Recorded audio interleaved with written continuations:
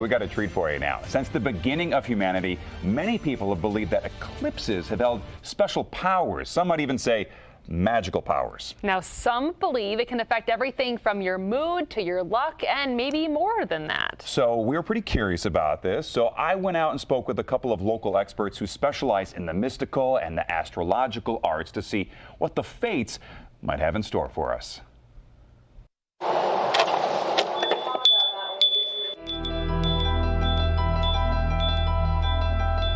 Every card seemed to be echoing the political and news events that were happening. It was very weird.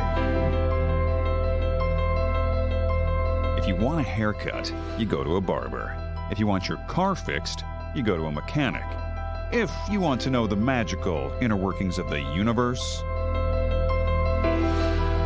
you go to Star and Splendor in the city of Troy. I like to identify as a hermeticist, but I have been a long-time magical practitioner. I have dabbled in some witchcraft and a lot of practical magic. The supernatural, the spiritual, the mystical. Amy Lahoff is our guide through it all, including eclipses. I think there's something kind of mysterious and dark and foreboding about the eclipse. During eclipses, if you're a little worried about how the energy is going to hit you, some people tend to feel depleted. Some people will get sick around the time of eclipses.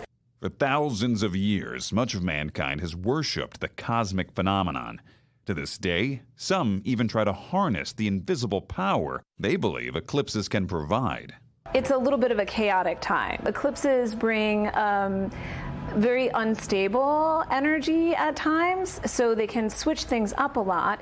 And traditionally, we would counsel people that it's not a great time to do a lot of spiritual and magical practice. And it's not just magical practitioners that have to be wary. Something interesting is how eclipses play out on a global scale, particularly in politics.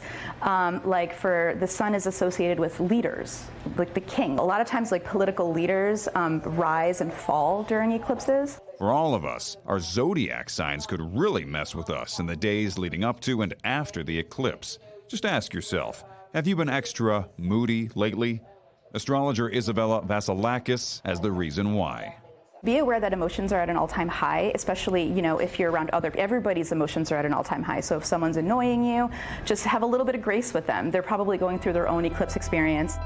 These masters of the occult say the eclipse may have all sorts of unintended consequences, especially for those that seek them out. Someone actually entered the shop recently and said, I want to get prepared to do some manifesting magic during the eclipse. I want to manifest some business and some money. And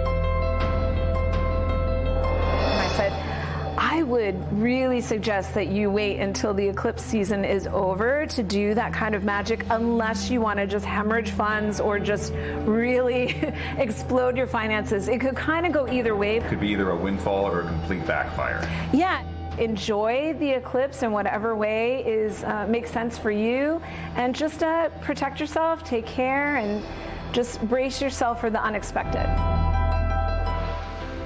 So pretty cool, right? Well, we're fortunate enough that our friends over at Star and Splendor were very nice to let us borrow some of their very fancy crystals. Now, these are going to be used to protect us and our newscast from any eclipse-related supernatural funny business that's going on. So what does each one do? Well, first off, let me just tell you the crystals themselves. The purpose of them is because during the eclipse, a lot of the problems they say you have stems from the moon blocking out the natural light and positivity that comes from the sun. It doesn't reach Earth. It's not like a cloud. You got the moon there blocking us, so we're not getting that light. Right. Crystals naturally reflect light and help enhance it.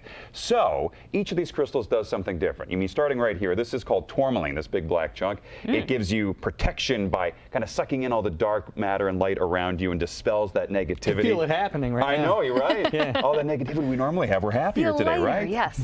The white sphere, this is a really cool one. This is selenite, and it's supposed to bring in positive light and cleanse out the bad energy. Okay. And I've even heard, Paul, if you want to hold this, you can like rub it on yourself, and it'll make you feel better, boost your mood. Let's see. You feeling it? Is it gonna, yeah. Whoa. Feels pretty cool. It's nice and smooth. You're glowing. Is it going to around improve you. my forecast? It might, hopefully, Yeah. for all of us, our viewers out there.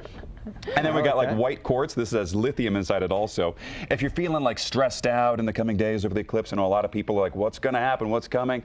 This white quartz with lithium inside will even soothe you, help you find your spiritual center, kind of Okay, calm very you zen, down. very yeah, zen. You can Oh, have I like that this one. there, Yep, Rachel. yep. And this is cool. the expensive one, too. I know. We saw the price tags on the bottom of Please these. don't drop that So one. I No, will they're not. This not. one's the expensive one. The rest are just like 20, 30 bucks, something like that. Yeah, this one's a little on the higher side because it's Yeah. that's how you know the magic's really good in that one. Okay, well, you know what? I will take all the positivity it can bring me. Yeah, so that's and really lastly, good. this is a really fun one, the Golden Healer. It's obviously, it's in the name. It's for healing and rejuvenating. So if you're feeling drained, you kind of heard it in the episode we just aired right there, that sometimes people, your horoscopes, depending on what your astrological sign is, you might be left feeling very tired, worn out, and that's where the Golden Healer comes in to help. You know what? I'm going to swap out because I could use this.